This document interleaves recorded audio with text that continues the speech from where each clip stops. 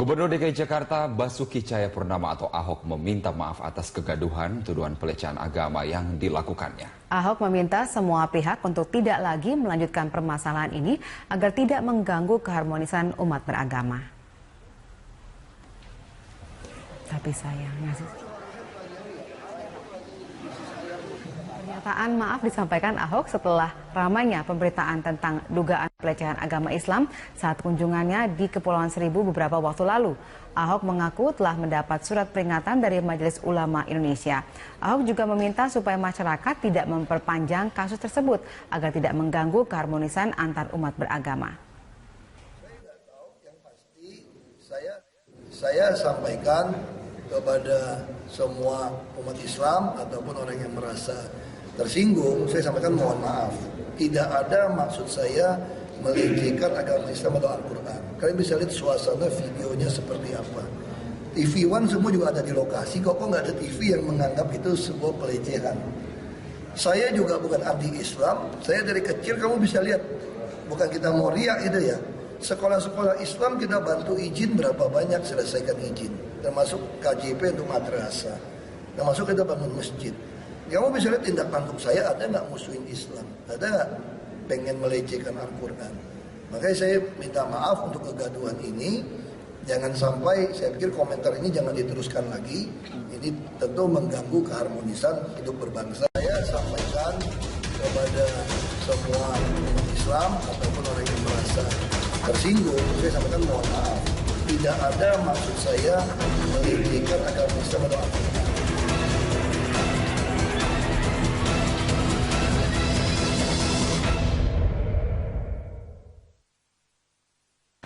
Permintaan maaf Gubernur DKI Jakarta Basuki Cahayapurnama atau Ahok mendapat tanggapan dari Pengurus Besar Nahdlatul Ulama atau PBNU. Ketua Umum PBNU Said Agil Siraj mengatakan dirinya akan memaafkan siapapun termasuk Ahok yang tanpa sengaja dan meminta maaf atas kesalahan penafsiran ayat Quran. Tidak hanya kepada Ahok, Said Agil Siraj pun secara umum akan memberikan maaf kepada siapapun yang tanpa sengaja dan menyadari telah melakukan kesalahan dengan menistakan agama. Said Agil Siraj menegaskan jika dengan sengaja melakukan penistaan agama, bahkan terus melakukan pembelaan, maka hal itulah yang harus diberikan sanksi. Ucapan Ahok terkait surat Al-Maidah ayat 51 beberapa waktu lalu dalam sebuah kunjungannya ke Pulau Seribu menuai reaksi dan kecaman dari kalangan umat Islam. Ahok pun telah meminta maaf atas apa yang telah diucapkannya. Kalau Ahok, atau siapapun ya, kalau siapapun dalam pernyataan itu melecehkan agama, ya salah besar, dan harus ada sanksinya. Tapi kalau tidak niat bermaksud pelecehan agama, itu namanya kesalahan tidak disengaja, bahasa sabqul lisan, masih bisa dimaafkan. Apalagi kalau sudah minta maaf. Tapi kalau niatnya ada niatnya, ada tujuan melecehkan agama, itu harus ada sanksi. Jelas. Baik, kita lanjutkan dialog kita. Pak Nusron, ini sebagai salah seorang mantan ketua PP Ansor ini, tadi PBNU sudah mengatakan bahwa menerima permintaan maaf dan mengatakan bahwa ini masalah sudah bisa kita selesaikan. Menurut Anda itu adalah langkah yang baik? Ya, saya kira sudah fair, ya kan, lepas dari segala bentuk kontroversinya. Memang mengkapitalisasi ayat-ayat Al-Quran dalam panggung politik itu harus disadari oleh elit dan rakyat Indonesia, memang harus dihentikan. Apalagi sekarang secara jantan Ahok tidak sombong dan elegan minta maaf. Meskipun saya yakin, menurut saya lepas dari salah benarnya tafsir tersebut. Dia mengatakan tidak bermaksud untuk melecehkan dan sebagainya. Dengan demikian, maka yang sekarang perlu kita jaga adalah tidak perlu menimbulkan reaksi balik. Tinggal kita jaga bagaimana para elit politik, pemain-pemain dalam pilkada ini di Jakarta ini dan di tempat manapun, supaya tidak menggunakan isu-isu agama dalam rangka untuk mengambil simpati. Agama itu sebuah given. Agama itu sebuah hal yang keniscayaan dianut oleh masing-masing individual, masalah keyakinan. Tidak perlu dipaksa-paksakan, tidak perlu dipamer-pamerkan, tidak perlu dijadikan komoditi dalam sebuah ide-ide kampanye yang ada. Ini Ini saya kira sudah pas dan sudah bagus menurut saya. Oke, baik. Nah, tapi yang menarik juga adalah hari ini pernyataan Megawati Soekarnoputri yang dikutip media yang mengatakan bahwa Megawati melarang Ahok untuk menjawab pertanyaan wartawan untuk sementara. Komentar Anda? Begini ya, saya sebagai timnya Ahok, ya kan, saya sebagai timnya Ahok dan yang partai pengusung ingin membiarkan sama Ahok. Ahok ya biarlah menjadi Ahok itu sendiri. Spontanitas yang dilakukan oleh Ahok itu adalah sebuah kekuatan sekaligus juga sebuah kelemahan. Dia akan menjadi sebuah kekuatan, spontanitasnya itu menandakan bahwa Ahok adalah pemimpin yang tidak jaim. Pemimpin yang tidak mengedepankan sekedar penampilan. Pemimpin yang ingin mengungkapkan apa yang dia lihat dan apa yang ada di batinnya itu dia disampaikan. Apa adanya begitu. Tidak dipaksa dengan tutur kata yang halus apa dan sebagainya, padahal makna di belakangnya kegiatannya berbeda dan sebagainya. Nah, tetapi kalau memang Ibu Mega seperti itu menyampaikan, saya kira ya baik-baik saja untuk sekedar ya begitu Hok, tapi jangan terlalu banyak, jangan terlalu bergeser begitu. Artinya saya malah justru melihat biarkan Ahok itu ya kembali seperti asalnya saja, dengan spontanitasnya, dengan kecepatannya dia merespon suatu masalah, dengan ketegasan yang ada. Yang penting satu aja, jangan menyinggung menggunakan kayak kemarin variabel ayat dan sebagainya, meskipun dia maksudnya baik. Nah, itu yang perlu kita jaga itu. Oke, Pak Kodari mau komentar dulu nggak soal mungkin gaya bicara yang mungkin harus dijaga? Ya, cara bicara Ahok itu sesuatu yang menurut saya sebetulnya menarik ya, awalnya bagi masyarakat Jakarta karena dia dianggap otentik ya. Jadi antara perkataan dengan perbuatan itu dekat. Sementara politisi Indonesia itu selama ini antara perkataan dengan perbuatan itu agak jauh gitu. Nah, cuman begini, Ahok sebagai pemimpin juga harus memiliki sensitivitas politik ya. Otentik boleh, tapi sensitivitas juga jangan lupa, jangan ditanggalkan sama sekali. Menurut saya Ahok selama ini juga agak larut dengan genderang politik lawan yang berusaha, kata Pak Nusron tadi, akan masuk ke arena SARA itu, Festival SARA. Kenapa Pak Ahok tidak ikutin saja saran Pak Anies? Ya kan? Pak Anies sudah memberikan saran yang baik sekali, yaitu festival ide, festival gagasan. Udah ngomong itu saja. Nah, kalau Ahok ngomong soal itu, menurut saya silahkan seperti Pak Nusron bilang, cuap-cuap aja terus, nggak akan ada salahnya. Jadi ya untuk sementara ini mungkin tidak seperti Bu Mega yang mengatakan diam saja dulu, tetapi bolehlah ngomong, tetapi ya minimal ya sebagai proses belajar bertahap ya. Jangan coba-coba untuk menyitir ayat kitab suci.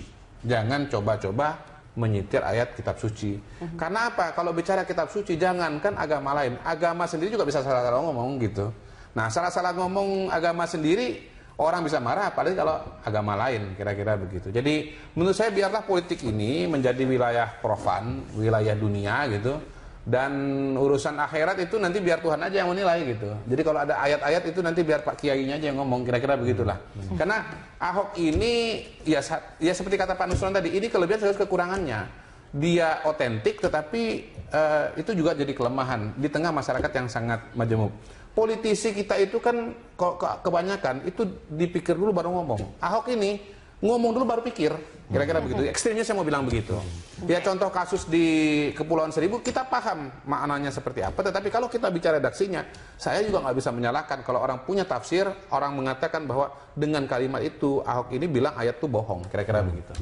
Oke. Kedepannya, apakah kita perlu mungkin ini juga ke Pak Nusron, apakah kemudian akan diberikan semacam polesan begitu atau mungkin sehingga akhirnya kebablasan bicara seperti ini tidak terjadi kembali begitu? Begini ya, saya kira nggak perlu sampai memoles seperti itu.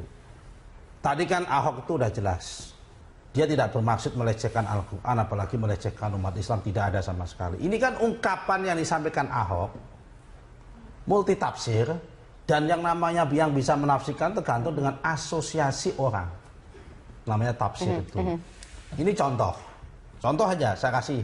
Seandainya sayangnya ngomong bukan Ahok, Pak Kapolri itu sering ngomong, Bapak Ibu sekalian di depan kiai-kiai, di depan ulama-ulama besar, jangan mau dibodoh-bodohin dengan ayat-ayat tentang jihad. Memang di dalam Al-Quran itu ada beberapa ayat tentang jihad yang isinya jihad itu membunuh. Kalau ada orang yang meyakini bahwa yang namanya jihad itu membunuh, pasti menganggap bahwa Kapolri itu bohong. Iya, iya, iya. Tapi kalau memang ada orang ulama orang yang meyakini bahwa yang dimaksud ayat tentang jihad itu tidak harus membunuh dan tidak membunuh, ya merasa pernyataan Kapolri bukan sebuah kebohongan. Jadi lagi-lagi apa yang disampaikan oleh Ahok kemarin itu tergantung si penerima itu meyakini ayat tersebut kayak apa. Tadi disampaikan saudara Kodari udah betul. Memaknaan ayat surat Al-Maidah 51 itu sesama umat Islam, sesama ulama ahli tafsir pun udah berbeda-beda. Bagi mereka yang meyakini bahwa memang Al-Maidah 51 itu adalah pemimpin yang dimaksud nggak boleh, ya pasti marah. Tapi bagi orang yang ahli tafsir mengatakan yang dimaksud di situ pemimpin bukan gubernur, itu konteksnya beda, ya pasti nggak marah, karena dia mempunyai asosiasi yang berbeda. Jadi memang laki-laki ini tergantung asosiasi orangnya. Tergantung orang mendengarnya seperti apa. Nah kalau misalnya kita lihat kasus ini Pak Kodari, apakah kemudian elektabilitas Ahok akan berpengaruh pada nantinya? Saya kira harus kita lihat berdasarkan hasil survei dulu. Walaupun memang saya lihat kemarin ada semacam momentum antipati yang kemudian deeskalasi oleh beberapa pihak, baik sengaja maupun tidak sengaja, baik individu maupun kelompok. Kekhawatiran saya terbesar mengenai peristiwa kemarin atau dinamika yang terjadi belakangan ini, itu bukan pilkadanya sebetulnya, tetapi keutuhan sosial ya di antara masyarakat kita di Jakarta pada khususnya dan di Indonesia pada umumnya. Saya selalu mengatakan dari awal bahwa pilkada di DKI ini adalah the test of our nation gitu. Jadi bagaimana soal Bhinneka Tunggal Ika itu akan diuji. Tuntas. Iya, dan ternyata kejadian betul begitu. Nah, kita harus belajar dari kasus ini. Yang jelas Ahok sudah minta maaf, dan kalau saya mendengar pernyataan dari Ketua PBNU itu dia sangat bahagia, lega. Artinya pimpinan umat Islam beragama NU dalam hal ini juga membukakan hatinya ya, memaafkan begitu, dan itu bayangkan kalau kemudian tidak ada jawaban atau kita tidak memaafkan, kan lain sekali soalnya. Jadi menurut saya sih kita nggak ngomong pilkada pada hari ini, kita bicara social fabric, kita bicara mengenai Bhinneka Tunggal Ika. Menurut saya ini pelajaran berharga, dan ya ke depan kembalikanlah pilkada ini pada festival gagasan, bukan festival sara. Masih ada beberapa bulan sampai dengan pada saat nanti Februari, kita masih akan membincangkan mengenai apa sebenarnya bisa kita lakukan untuk mencegah isu sara ini muncul kembali di arena pilkada DKI ini. Kami akan kembali usai jeda berikut ini pemirsa. Siraj mengatakan dirinya akan memaafkan siapapun termasuk Ahok yang tanpa sengaja dan meminta maaf atas kesalahan penafsiran ayat Quran. Tidak hanya kepada Ahok, Said Agil Siraj pun secara umum akan memberikan maaf kepada siapapun yang tanpa sengaja dan menyadari telah melakukan kesalahan dengan menistakan agama. Said Agil Siraj menegaskan jika dengan sengaja melakukan penistaan agama, bahkan terus melakukan pembelaan, maka hal itulah yang harus diberikan sanksi. Ucapan Ahok terkait surat Al-Maidah ayat 51 beberapa waktu lalu dalam sebuah kunjungannya ke Pulau Seribu menuai reaksi dan kecaman dari kalangan umat Islam. Ahok pun telah meminta maaf atas apa yang telah diucapkannya. Kalau Ahok, siapapun ya, kalau siapapun dalam pernyataan itu melecehkan agama, ya salah besar, dan harus ada sanksinya. Tapi kalau tidak niat bermaksud melecehkan agama, itu namanya kesalahan tidak sengaja, bahasa sabqul lisan, masih bisa dimaafkan. Apalagi kalau sudah minta maaf. Jadi kalau niatnya ada niatnya, ada tujuan melecehkan agama, itu harus ada sanksi. Jelas. Baik, kita lanjutkan dialog kita. Pak Nusron, ini sebagai salah seorang mantan ketua PP Ansor ini, tadi PBNU sudah mengatakan bahwa menerima permintaan maaf dan mengatakan bahwa ini masalah sudah bisa kita selesaikan. Menurut Anda itu adalah langkah yang baik? Ya, saya kira sudah fair, ya kan, lepas dari segala bentuk kontroversinya. Memang mengkapitalisasi ayat-ayat Al-Quran dalam panggung politik itu harus disadari oleh elit dan rakyat Indonesia, memang harus dihentikan. Apalagi sekarang secara jantan Ahok tidak sombong dan elegan minta maaf. Meskipun saya yakin, menurut saya, lepas dari salah benarnya tafsir tersebut. Dia mengatakan tidak bermaksud untuk melecehkan dan sebagainya. Dengan demikian maka yang sekarang kita perlu Gubernur DKI Jakarta Basuki Cahayapurnama atau Ahok meminta maaf atas kegaduhan tuduhan pelecehan agama yang dilakukannya. Ahok meminta semua pihak untuk tidak lagi melanjutkan permasalahan ini agar tidak mengganggu keharmonisan umat beragama. Tapi sayangnya pernyataan maaf disampaikan Ahok setelah ramainya pemberitaan tentang dugaan pelecehan agama Islam saat kunjungannya di Kepulauan Seribu beberapa waktu lalu. Ahok mengaku telah mendapat surat peringatan dari Majelis Ulama Indonesia. Ahok juga meminta supaya masyarakat tidak memperpanjang kasus tersebut agar tidak mengganggu keharmonisan antar umat beragama. Saya sampaikan kepada semua umat Islam ataupun orang yang merasa tersinggung, saya sampaikan mohon maaf. Tidak ada maksud saya melecehkan agama Islam atau Al-Quran. Kalian bisa lihat suasana videonya seperti apa. TV One semua juga ada di lokasi, kok nggak ada TV yang menganggap itu sebuah pelecehan. Saya juga bukan anti Islam, saya dari kecil kamu bisa lihat, bukan kita mau riak itu ya. Sekolah-sekolah Islam kita bantu izin berapa banyak selesaikan izin, termasuk KJP untuk madrasah, termasuk kita bangun masjid. Kamu bisa lihat tindak tanduk saya, ada nggak musuhin Islam, ada nggak pengen melecehkan Al-Quran. Makanya saya minta maaf untuk kegaduhan ini. Jangan sampai, saya pikir komentar ini jangan diteruskan lagi. Ini tentu mengganggu keharmonisan hidup berbangsa. Saya sampaikan kepada semua umat Islam ataupun orang yang merasa tersinggung, saya sampaikan mohon maaf. Tidak ada maksud saya melecehkan agama Islam atau Al-Quran.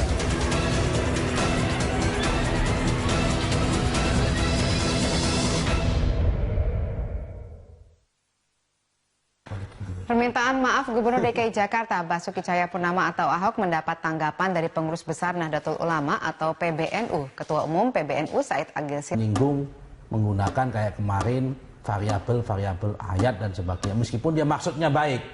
Nah itu yang perlu kita jaga itu. Oke, Pak Kodari mau komentar dulu nggak soal bagaimana soal mungkin gaya bicara yang mungkin harus dijaga? Ya, cara bicara Ahok itu sesuatu yang menurut saya sebetulnya menarik ya, awalnya bagi masyarakat Jakarta karena dia dianggap otentik ya. Jadi antara perkataan dengan perbuatan itu dekat. Sementara politisi Indonesia itu selama ini antara perkataan dengan perbuatan itu agak jauh gitu.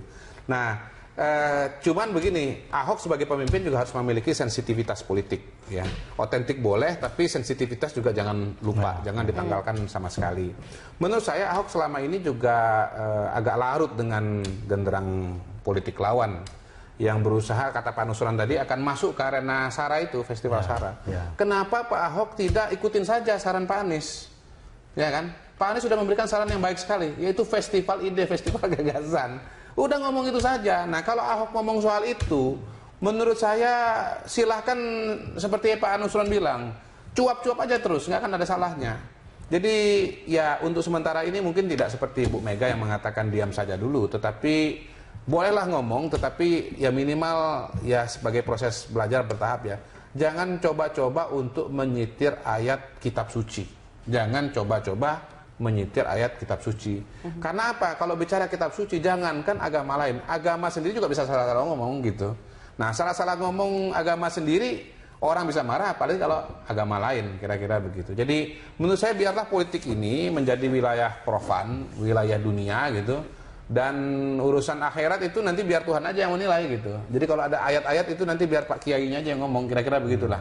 Karena Ahok ini ya seperti kata Pak Nusron tadi, ini kelebihan sekaligus kekurangannya.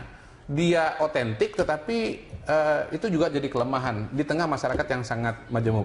Politisi kita itu kan kebanyakan itu dipikir dulu baru ngomong. Ahok ini jaga adalah tidak perlu menimbulkan reaksi balik. Tinggal kita jaga bagaimana para elit politik, pemain-pemain dalam pilkada ini di Jakarta ini dan di tempat manapun supaya tidak menggunakan isu-isu agama dalam rangka untuk mengambil simpati. Agama itu sebuah given. Agama itu sebuah hal yang keniscayaan dianut oleh masing-masing individual, masalah keyakinan. Tidak perlu dipaksa-paksakan, tidak perlu dipamer-pamerkan, tidak perlu dijadikan komoditi dalam sebuah ide-ide kampanye yang ada. Ini Ini saya kira sudah pas dan sudah bagus menurut saya. Oke, baik. Nah, tapi yang menarik juga adalah hari ini pernyataan Megawati Soekarnoputri yang dikutip media yang mengatakan bahwa Megawati melarang Ahok untuk menjawab pertanyaan wartawan untuk sementara. Komentar Anda? Ya, saya sebagai timnya Ahok, ya kan, saya sebagai timnya Ahok dan yang partai pengusung ingin membiarkan sama Ahok. Ahok ya biarlah menjadi Ahok itu sendiri. Spontanitas yang dilakukan oleh Ahok itu adalah sebuah kekuatan sekaligus juga sebuah kelemahan. Dia akan menjadi sebuah kekuatan, spontanitasnya itu menandakan bahwa Ahok adalah pemimpin yang tidak jaim. Pemimpin yang tidak mengedepankan sekedar penampilan. Pemimpin yang ingin mengungkapkan apa yang dia lihat dan apa yang ada di batinnya itu dia disampaikan. Apa adanya begitu. Tidak dipaksa dengan tutur kata yang halus apa dan sebagainya, padahal makna di belakangnya kegiatannya berbeda dan sebagainya. Nah, tetapi kalau memang Ibu Mega seperti itu menyampaikan, saya kira ya baik-baik saja untuk sekedar ya begitu Hok, tapi jangan terlalu banyak, jangan terlalu bergeser begitu. Artinya saya malah justru melihat biarkan Ahok itu ya kembali seperti asalnya saja, dengan spontanitasnya, dengan kecepatannya dia merespon suatu masalah, dengan ketegasan yang ada. Yang penting satu aja, jangan ngomong dulu baru pikir, kira-kira begitu. Ekstrimnya saya mau bilang begitu. Ya contoh kasus di Kepulauan Seribu, kita paham maknanya seperti apa, tetapi kalau kita bicara redaksinya, saya juga nggak bisa menyalahkan kalau orang punya tafsir, orang mengatakan bahwa dengan kalimat itu Ahok ini bilang ayat itu bohong, kira-kira begitu. Oke. Kedepannya, apakah kita perlu mungkin ini juga ke Pak Nusron, apakah kemudian akan diberikan semacam polesan begitu atau mungkin sehingga akhirnya kebablasan bicara seperti ini tidak terjadi kembali begitu? Begini ya, saya kira nggak perlu sampai poles-memoles seperti itu. Tadi kan Ahok itu udah jelas, dia tidak bermaksud melecehkan Al-Quran, apalagi melecehkan umat Islam, tidak ada sama sekali. Ini kan ungkapan yang disampaikan Ahok, multitafsir, dan yang namanya yang bisa menafsirkan tergantung dengan asosiasi orang. Namanya tafsir itu. Ini contoh aja saya kasih. Seandainya sayangnya ngomong bukan Ahok.